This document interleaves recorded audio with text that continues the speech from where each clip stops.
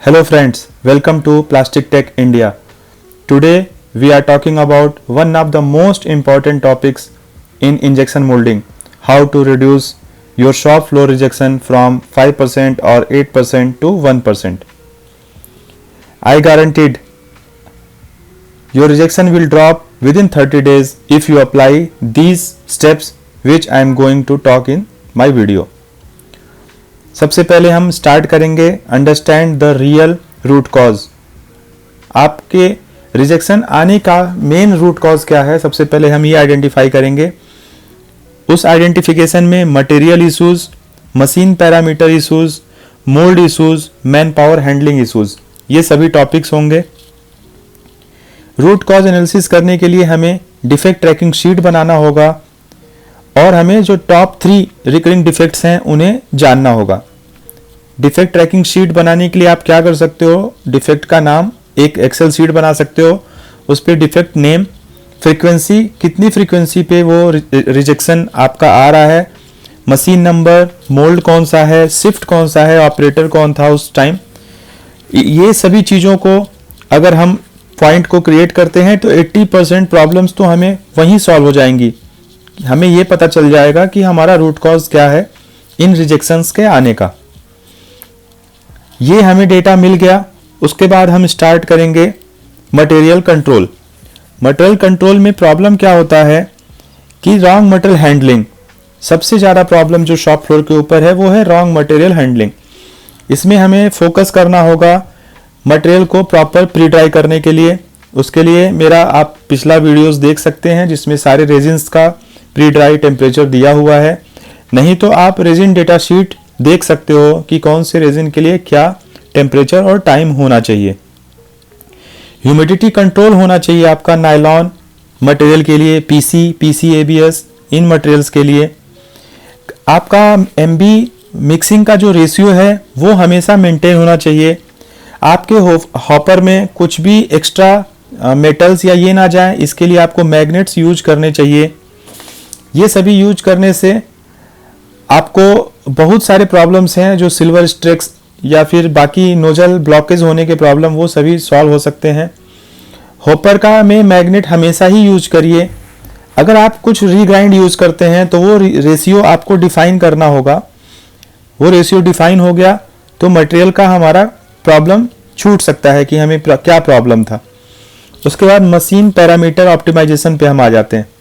इसमें standard injection, holding pressure, cushion, इसके लिए हमें स्टैंडर्ड प्रोसेस पैरामीटर शीट का यूज़ करना चाहिए। जब हमारा मोल्ड सेट होता है डेवलपमेंट के टाइम पे तो हम SPPS डेवलप करते हैं, जैसा कि आप सभी जानते हैं। अगर आपको क्वेरी हो तो आप मुझे मेल कर सकते हो, मैं आपको हेल्प करूंगा इसके लिए। उसमें injection pressure, injection speed, holding pressure, holding speed, हमारा कुशन क्या बच रहा है, हमारा इंजेक्शन टाइम क्या बच रहा है, ये सभी चीज़ें आती हैं। इनमें कुछ भी वेरिएशंस है तो हमें चेक करना होता है कि क्या इशू हो रहा है जिनके कारण ये वेरिएशंस हो रहे हैं।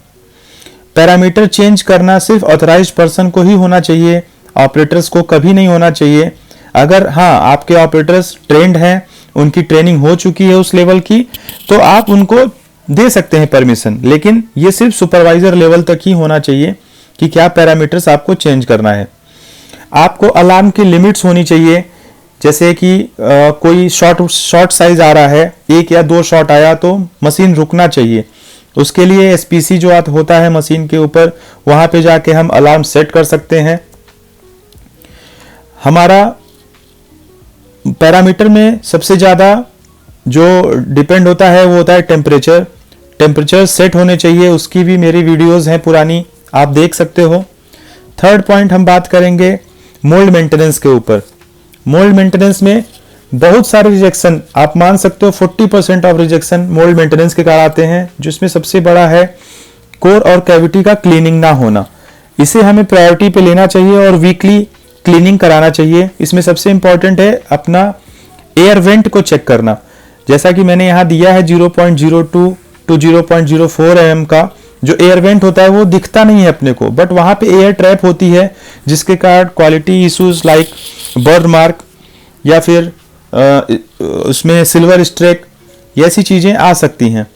Hot owner cleaning, cooling channel, D scaling after 3 month, cooling channel हमारा ब्लॉक है, पार्ट के ऊपर श्रिंकेज का इशू आ सकता है क्योंकि टेम्परेचर बढ़ता है वहाँ पे अगर हमारा कूलिंग प्रॉपर नहीं है। तो अगर आप मोल्ड मेंटेनेंस को मैनेज करते हो तो रिजेक्शन जो इसके कारण हुआ था वो ऑटोमेटिकली रिड्यूस होगा, ऑटोमेटिकली ड्रॉप होगा। मोल्ड मेंटेनेंस हम डेली वाइज ऑपरेटर को दे सकते हैं ताकि वो थोड़ा बहुत चेक करे और क्लीनिंग करे। इसके बाद आता है हमारा ऑपरेटर ट्रेनिंग। ऑपरेटर ट्रेनिंग में उसे जो भी स्टैंडर्ड ऑपरेटिंग प्रोसीजर्स हैं विद फोटो हमें मशीन पे लगाने हैं। एसओपीज लग गया, हमें डेली रिजेक्शन जो भी आते हैं मशीन के ऊपर हमें ऑपरेटर्स लेवल तक जाना होगा। हम अक्सर क्या करते हैं, मीटिंग करते हैं, हमारे प्रोडक्शन डिपार्टमेंट के हेड्स होते हैं, सुपरवाइजर तक जाते हैं, बट क्या रिजेक्शन हो रहा है, कस्टमर कंप्लेंट्स क्या आ रही हैं, या फिर पार्ट में यस्टरडे मतलब पिछले दिन क्या प्रॉब्लम था, वो सभी हमें ऑपरेटर तक जाना है, ऑपरेटर को ट्रेन करना है ताकि उन्हें पता चल सके कि ये प्रॉब्लम हमारे प्रोडक्शन में डेली वाइज हो रहे हैं। ये कौन सा मोड लगा तो उसमें कौन सा प्रॉब्लम आता है, दूसरा मोड लगा तो उसमें कौन सा प्रॉब्लम आता है। ये सारी चीजें हमें ऑपरेटर्स को ट्रेनिंग देनी है समय समय पे, और डेली ही एक ट्रेनिंग होनी चाहिए। ऑपरेटर को हमें ये बोलना है कि वो कैविटी वाइज रिजेक्शन लिखे, मोल्ड क्लीनिंग का फ्रीक्वेंसी उनको बताना है। ये सारी चीजें हमें ऑपरेटर्स को ट्रेनिंग में देनी है। नेक्स्ट टॉपिक आता है डेली रिजेक्शन एनालिसिस। हमारा डेली एक मॉर्निंग मीटिंग करनी चाहिए हमें प्रोडक्शन के सुपरवाइजर और प्रोडक्शन हेड्स के साथ कि हमारा पिछले दिन का लास्ट 24 आवर या फिर जो भी शिफ्ट्स होंगे आपके वहाँ 8 आवर्स के 12 आवर्स के, तो लास्ट दिन का पूरा डेटा होना चाहिए हमारे सामने।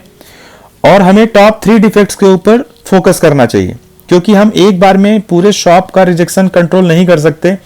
हम डिफेक्ट मैट्रिक्स बनाएंगे, उसमें टॉप 3 जो डिफेक्ट्स होंगे पेरेटो चार्ट के थ्रू टॉप 3 डिफेक्ट्स के ऊपर ही हमें काम करना है वार फुट पे, तो हम अपना ये जो रिजेक्शन है वो कंट्रोल कर पाएंगे।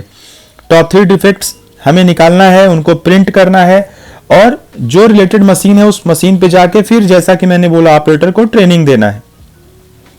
ये सारे पॉइंट्स जो मैंने बोले 6-7 पॉइंट, उनको अगर हम फाइनल समरी में जैसे देख लेते हैं, material control, parameter standardisation, mould maintenance, operator training और डेली एनालिसिस।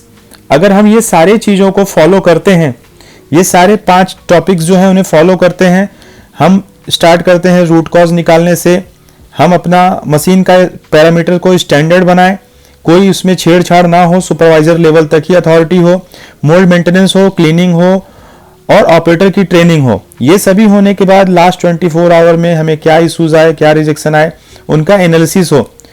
फिर हम रूट कॉज निकालेंगे, मशीन पे जाएंगे और उसको प्रॉब्लम को सॉल्व करेंगे।